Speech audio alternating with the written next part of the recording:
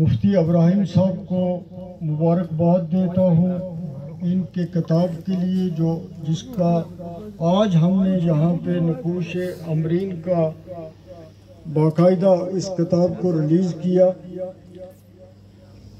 انہوں نے خود اپنی تقریر میں یہ کہا کہ اب کتاب لکھنے کا بھی شوق نہیں رہا اور پڑھنے والا معاملہ بھی آہستہ آہستہ ختم ہو رہا ہے۔ تو جو ان کی یہ بات ہے یہ قابل غور ہے۔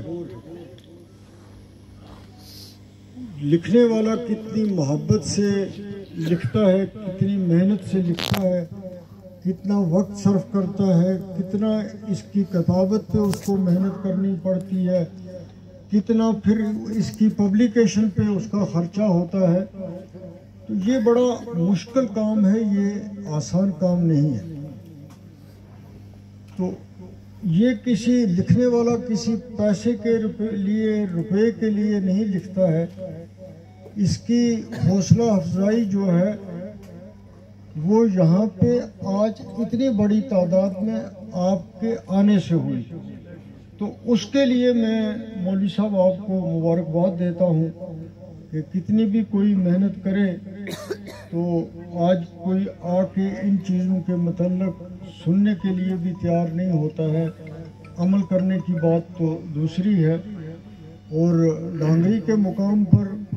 آج مجھے بھی آ کر خوشی ہوئی ہے۔ اڑگی، دروڑی، ڈانگری، یہاں کے سارے لوگ بلا لحاظ مذہب و ملت سب پیارے ہیں، اور ان لوگوں کی شرافت کا، ان کی ایمانداری کا، ان کے پیار کا، ان کے خلوص کا کوئی جواب نہیں ہے۔ تو جس طرح آپ کو ان لوگوں سے پیار ہے، اس طرح میرے بزرگوں کو بھی تھا، اور مجھے بھی خوشی ہوتی ہے کہ کسی نہ کسی بہانے جب یہاں پہ آدمی آتا ہے تو اس کا آنے سے بھی دل خوش ہو جاتا ہے۔ پھر آ کر یہاں پر اس طرح کا ایک موقع ملنا جس میں حضور صلی اللہ علیہ وسلم کی زندگی اور پھر ان کی جو ازدواجی زندگی تھی اس کے متعلق جو آپ نے یہ شروعات کی، یہ اتنی موٹی کتاب آپ نے لکھی، تو اس کے لیے آپ مبارکباد کے مستحق ہیں، کیونکہ ہم سب کے لیے، مسلمانوں کے لیے، غیر مسلم ہوں ان کے لیے،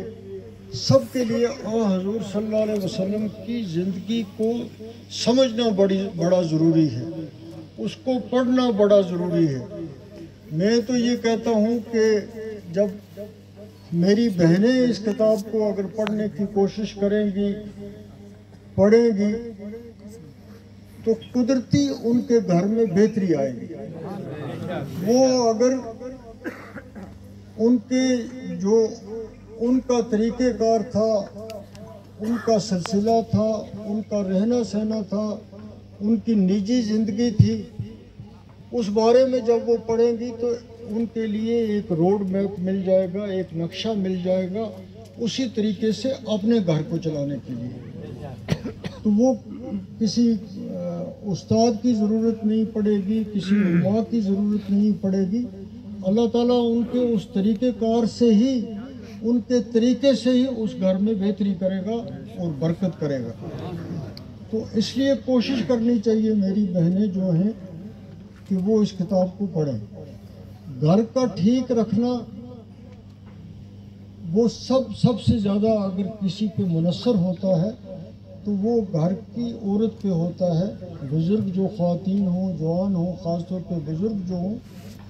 ان کا سب سے بڑا کام جو ہوتا ہے، ان کی سب سے بڑی ذمہ داری جو ہوتی ہے وہ گھر کی ہوتی ہے اور اولاد کی ہوتی ہے۔ تو جو ماں باپ، خاص طور پہ جو والدہ ہے، وہ اپنے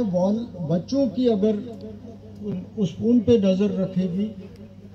خاص طور پر آج کے زمانے میں ماں باپ کا دل اولاد کے لیے کمزور ہوتا ہے، لیکن آج کے اس وقت میں زیادہ ضروری یہ ہے کہ آج کے بچوں پہ نظر رکھی جائے اور آج کے بچوں پہ سختی کی جائے۔ جو آج یہ زمانہ چلا ہے جس میں کوئی اب لحاظ نہیں ہے، مروت نہیں ہے، روایتیں نہیں ہیں، آنا جانا نہیں ہے. اب جو بھی ہے وہ پھر موبائل کے تھرو ہے. بچے ہیں، بچیاں ہیں، تو ایک ہی کمرے میں بیٹھے ہیں، سارے ایک ایک موبائل کو دیکھ رہے ہیں اور بیچارے ماں باپ ان کو دیکھ رہے ہیں. تو یہ چیزیں جو ہیں ان کو کنٹرول کرنا گھر کی خواتین کا ہی کام ہے. انہوں نے اس معاملے میں ان پہ سختی کرنی ہے، انہوں نے ان کو نماز کے لیے کہنا ہے، انہوں نے اپنے بچے کا یہ دیکھنا ہے کہ وہ کسی بری مجلس میں نہ جائے. آج صبح میں ایک جگہ گیا تھا تو وہاں سے نکلا تو ایک بوڑھی بیچاری راستے میں کھڑی تھی اور وہ بھی بہت سارے پیسے نظر نیاز کے لے کے. تو میں اس کے اس چہرے کی اس کیفیت کو ہی میں نے پڑھا تو میں نے سمجھا کہ یہ کسی کافی مشکل میں ہے، کافی پریشانی میں ہے. تو میں بھی اسی گلی میں کھڑا ہو گیا، میرا فرض بھی یہی تھا. تو میں نے اطمینان سے اس سے بات کی تو اس نے وہی شکایت کی جو اکثر لوگوں کو آج کل ہے کہ بچے ہیں تو وہ نشے میں. اب میں نے آپ کے لیے نیاز لائی ہوں، میں تو اس طرح تو خیر میں نے کہا کہ نہیں، یہ آج کی اس مشکل دور میں اس وقت تو تم اس نیاز کے چکر میں پڑو ہی نہ، بلکہ پیر کو بھی شرم آنی چاہیے لینے کے لیے. تو میں نے کہا کہ اللہ تعالیٰ سے مانگتے ہیں کہ خدا تیری اس مصیبت سے تجھے نکالے. آمین. تو اس کا جو چہرہ تھا، اس کی جو حالت تھی، اس کا اس گلی میں اتنے سویرے سردی میں کھڑا ہونا، وہ اس بات کا اندازہ لگاتا تھا کہ جس گھر میں بچے اس طرف چلے جاتے ہیں اس میں پھر ماں کا کیا حشر ہوتا ہے، ماں کی کیا حالت ہوتی ہے. اس کے لیے نہ کھانا ہوتا ہے، نہ پینا ہوتا ہے، نہ دولت ہوتی ہے، کچھ بھی نہیں ہوتی. تو اس لیے یہ کتابیں اگر اس کا 10% 20% پڑھنے کی کوشش کی جائے، سمجھنے کی کوشش کی جائے تو پھر ایک پورا گھر سدھر جاتا ہے، وہ مصیبتوں اور پریشانیوں سے بچ جاتا ہے. تو مجھے لگتا ہے اسی حالات کو دیکھتے ہوئے مولوی صاحب نے بھی یہ ایک کوشش کی ہے. اور کوشش، کتاب لکھنا کوئی آسان کام نہیں ہے. جس طرح انہوں نے خود کہا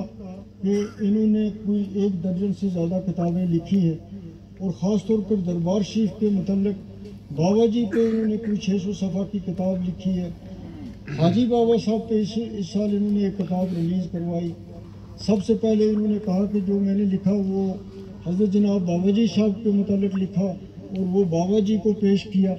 تو یہ اللہ تعالیٰ کی کسی کو دین ہوتی ہے کہ وہ اتنا لکھ سکتا ہے، وہ اتنا ٹائم نکال سکتا ہے. یہ سب سے بڑی بات ہوتی ہے، یہ اللہ تعالیٰ کا فضل ہوتا ہے. اور ان کو مولوی صاحب کو اگر اس کی شاباشی دینی ہے تو وہ شاید پیسے کی صورت میں اتنی نہ ہو جتنی یہ ہے کہ اس کتاب کو پڑھا جائے اور اس کو سمجھنے کی کوشش کی جائے. ہم جب حضور صلی اللہ علیہ وسلم کی سیرت دیکھتے ہیں، ان کی زندگی کو دیکھتے ہیں، ان کی زندگی کو پڑھنے کی کوشش کرتے ہیں تو پھر ہمیں پتہ لگتا ہے کہ جو ہمیں روز بروز زندگی میں مشکلات آتی ہیں، پریشانیاں آتی ہیں، ایک بڑے مشکل مراحل سے گزرنا پڑتا ہے، آزمائشوں سے گزرنا پڑتا ہے. تو جب ہم حضور صلی اللہ علیہ وسلم کی زندگی کو دیکھتے ہیں، پڑھتے ہیں تو پھر ہم سمجھتے ہیں کہ جب انہوں نے اپنی زندگی میں اتنی مشکلات دیکھی ہیں، اتنی پریشانیاں دیکھی ہیں، اتنے مصائب دیکھے ہیں تو ہمارا تو پھر ہمیں اس پہ پھر اب گلہ ہی نہیں ہونا چاہیے کہ اللہ تعالیٰ ہم سے یہ آزمائش کیوں لے رہا ہے جب ہم ان کی زندگی کو دیکھتے ہیں. جب آپ حضور صلی اللہ علیہ وسلم کی زندگی کو پڑھتے ہیں تو ان کو تنگ کرنے والے جو تھے، ان کو پریشان کرنے والے جو تھے، ان کے مشن میں رکاوٹ ڈالنے والے جو تھے، ان کے رشتے دار اس میں اول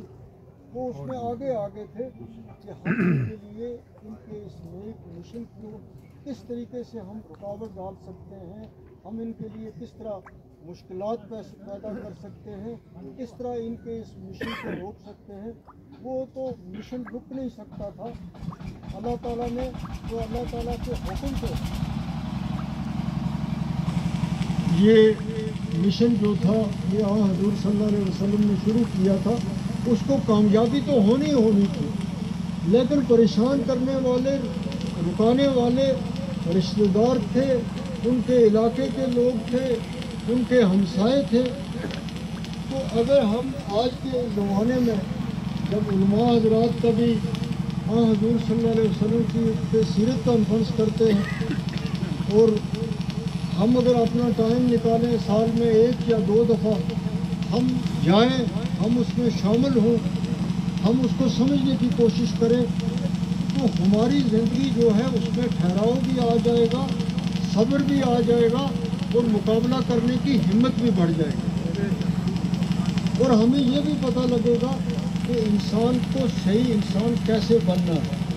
ہمیں یہ بھی پتہ لگے گا کہ حضور صلی اللہ علیہ وسلم نے ہجرت کیوں کی۔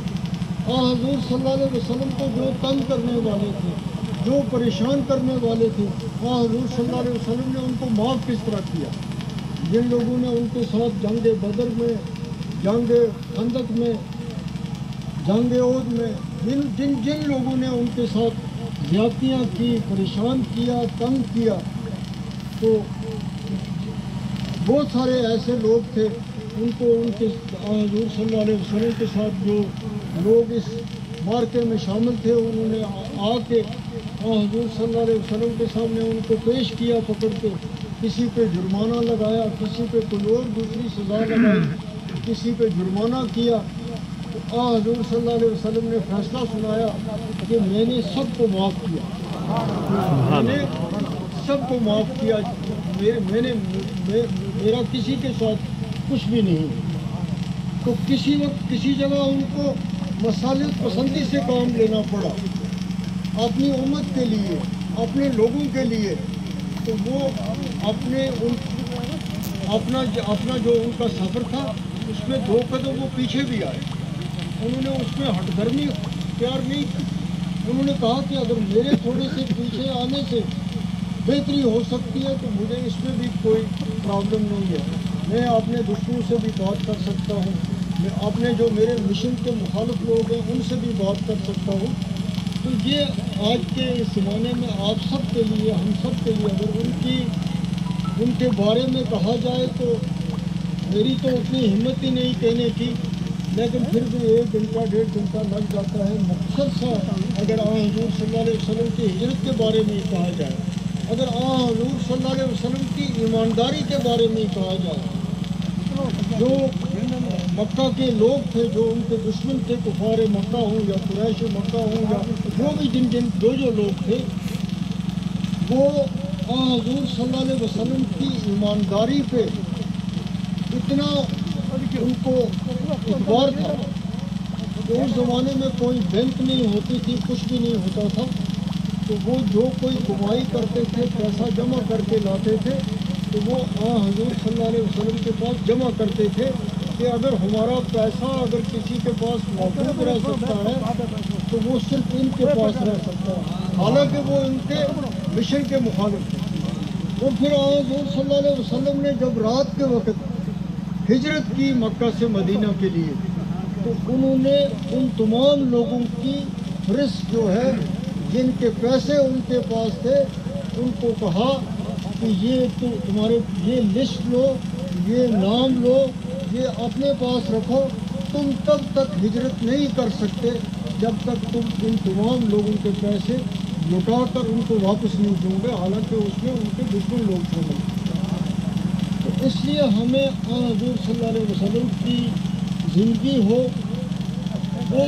ان کی زندگی کو پڑھ کے سمجھ کے ہم اپنی زندگی میں آٹومیٹک تبدیلیاں لا سکتے ہیں۔ ہمیں اللہ تعالیٰ اس پڑھائی سے، ان کے اس طریقہ سے، ان کے اس رخ سے، ان کی ان مصیبتوں سے، ان کی ان پریشانیوں سے ہم جب پڑھیں گے تو ہمیں ہر چیز کا مقابلہ کرنے کی ہمت آئے گی، ہمیں نماز پڑھنے کی بھی ہمت آئے گی، اور جب ہم